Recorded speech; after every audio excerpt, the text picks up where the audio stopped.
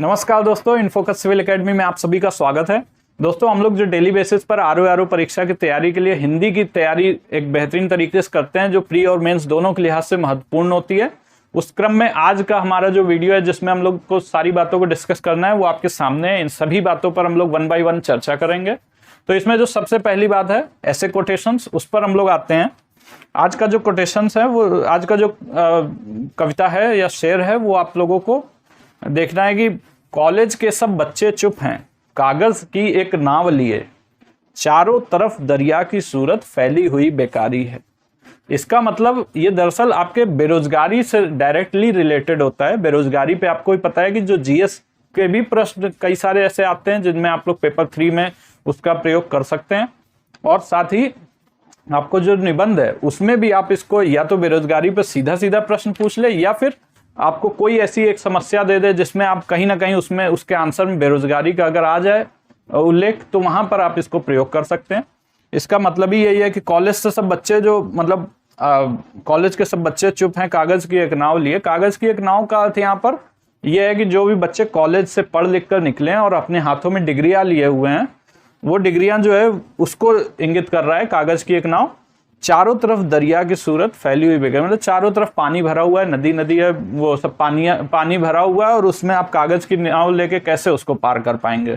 तो कागज की नाव से तो नदियां पार होती नहीं है। तो उसी के लिए ये कहा गया है कि हर तरफ बेकारी फैली हुई है, कॉलेज के सब बच्चे चुप हैं, कागज की एक नाव लिए, चारों तरफ दरिया की सूरत फैली हुई बेकारी है।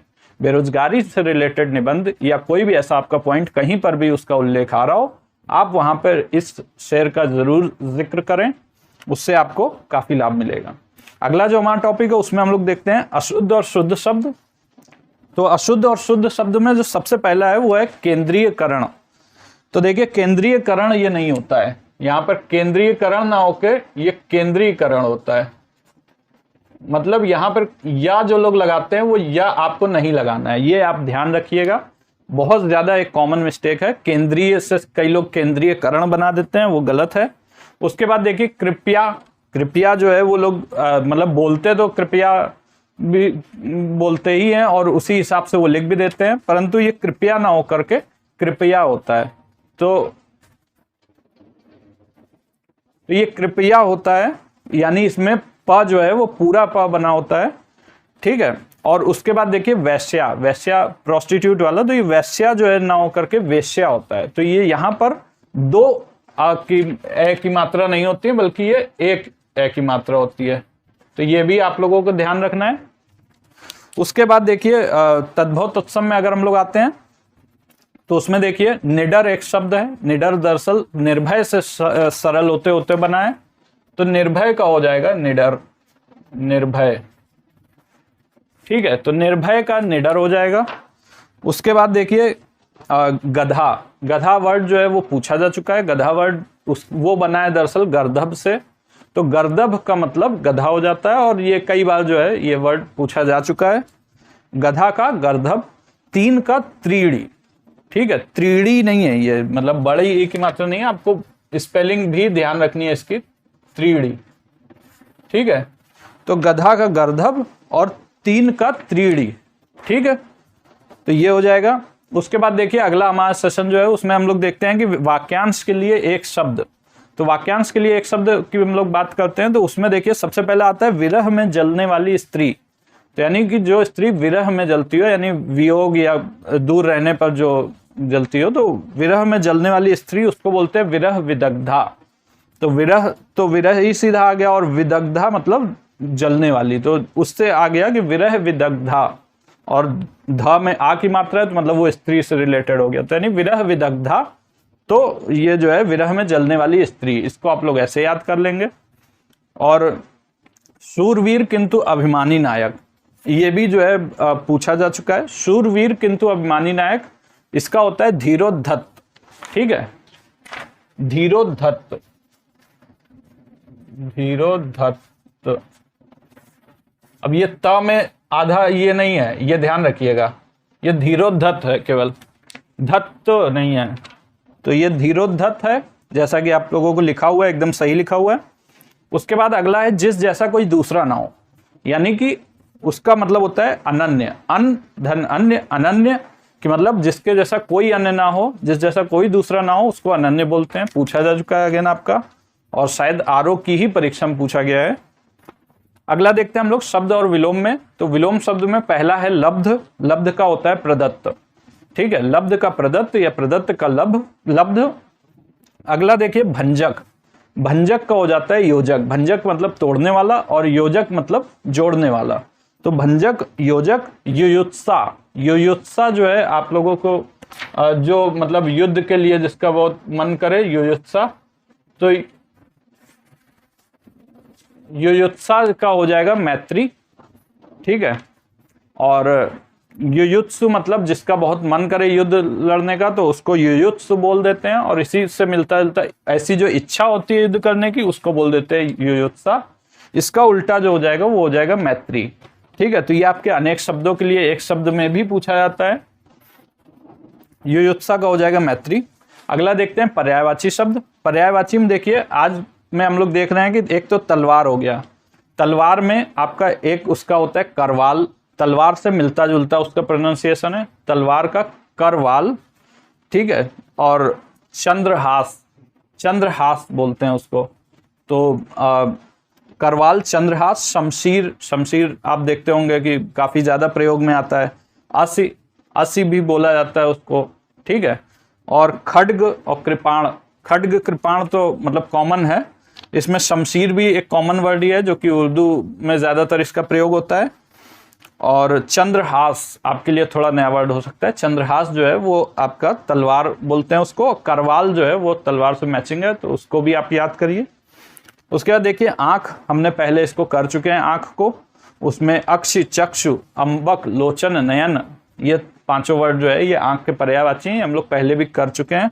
अक्षि चक्षु दोनों मिलता जुलता है, लोचन नयन दोनों मिलता जुलता है। उसके बाद देखिए अश्म। अश्म का मतलब होता है पत्थर। पूछा हुआ प्रश्न है कि अश्म का मतलब क्या होता है, तो उसमें उन्होंने घोड़ा भी लिख दिया, ऐसे करके मतलब जो है अश्व से मिलता जुलता भी लिख दिया ताकि आप लोग समझे, मतलब कंफ्यूज हो इसमें। तो अश्म का मतलब होता है पत्थर। पत्थर को प्रस्तर भी बोलते हैं, ये आप लोगों ने सुना ही होगा। लेकिन पत्थर के लिए एक और टर्म है, वो है उपल, ठीक है। तो उपल का मतलब भी होता है पत्थर, ये आप लोग ध्यान रखिएगा। उपल का मतलब भी पत्थर या प्रस्तर या अश्म, ठीक है। ये तीनों ही वर्ड होते हैं। उसके बाद देखिए अगला हम लोग आते हैं मुहावरे और लोकोक्तियां पर। मुहावरे और लोकोक्तियों में देखिए छाती पर सांप लौटना। छाती पर सांप लौटना मतलब कि ईर्ष्या के मारे कुड़ना, यानी ईर्ष्या के मारे जो है जैसे मान लीजिए कोई कहीं पर सफल हो जा रहा है, आप असफल रह रहे हैं, तो आपकी छाती पर सांप लौटने लगा, तो उस संदर्भ में इसको प्रयोग किया जाता है कि तुम्हारी छाती पर क्यों सांप लौट रहा है भाई। तो उसको आप समझ लीजिए कि ईर्ष्या के मारे कुड़ना, यानी ईर्ष्या की वजह से कुड़ना, उसको बोलते हैं छाती पर सांप लौटना। उसके बाद अगला देखिए कि हंसुए के ब्याह में खुरपे का गीत। हंसुए के ब्याह में खुरपे का गीत मतलब एकदम बेमेल होना, ब्याह किसी और का और गीत कोई और, हंसुए के ब्याह में खुरपे का गीत, तो वो हो जाएगा, उसका मतलब हो जाएगा कि बेमेल होना। और बेमेल होना का एक आपका और इससे रिलेटेड है आधा तीतर आधा बटेर। तो आधा तीतर आधा बटेर उसको भी बोलते हैं बेमेल होना, और यहाँ पे हंसुए का ब्याह खुरपे का गीत, उसका भी मतलब होता है बेमेल होना, ठीक है। उसके बाद देखिए छछूंदर के सिर पर चमेली का तेल। तो छछूंदर के सिर पर चमेली का तेल मतलब अयोग्य व्यक्ति को अच्छी चीज मिल जाना। तो अयोग्य व्यक्ति को अच्छी चीज मिलना उसको ही बोलते हैं छछूंदर के सिर पर चमेली का तेल। जैसे कि आपका एक शायद गोविंदा की मूवी है जिसमें कादर खान और गोविंदा रहते हैं और शायद रवीना टंडन है, तो वहां पर ये गाना भी इसी प्रकार से होता है कि छछूंदर के सर पे नभाए चमेली, कहाँ राजा भोज कहाँ गंगू तेली। तो वैसे ही करके ये है, ये दरअसल मुहावरे से ही वो गाना बना है। तो छछूंदर के सिर पर चमेली का तेल, अयोग्य व्यक्ति को अच्छी चीज मिलना, मतलब छछूंदर के सिर पर चमेली, चमेली का तेल मतलब अच्छा माना जाता है, तो उसको लगाया जा रहा है, तो यानी अच्छी चीज को अयोग्य व्यक्ति उसका हकदार हो गया। प्रशासनिक शब्दावली देखिए, तो प्रशासनिक शब्दावली में सबसे पहला है वारंट।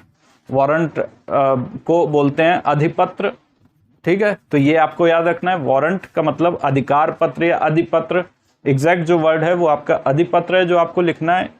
उसके बाद देखिए विजिलेंस। विजिलेंस होता है सतर्कता, जैसे आपका चीफ विजिलेंस कमीशन होता है, मुख्य सतर्कता आयुक्त, तो वहीं से वो वर्ड निकला है कि विजिलेंस का मतलब सतर्कता।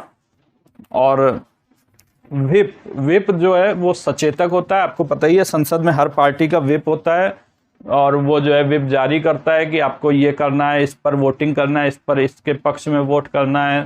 तो ऐसे करके हर पार्टी का अपना विप होता है। आप लोग पॉलिटी में पढ़े होंगे उसको, और नहीं पढ़े हैं तो आगे पढ़ेंगे। तो विप का मतलब यहाँ पर सचेतक होता है, जो कि समय समय पर जानकारियां देता रहता है, सचेत करता रहता है अपने मेंबर्स को, अपनी पार्टी के मेंबर्स को, उसको बोलते हैं विप या सचेतक। तो चलिए आज का ये सेशन था यहीं तक, और जल्दी हम लोग आगे किसी अगले सेशन बात कर रहे होंगे। चलिए बहुत बहुत धन्यवाद, नमस्कार।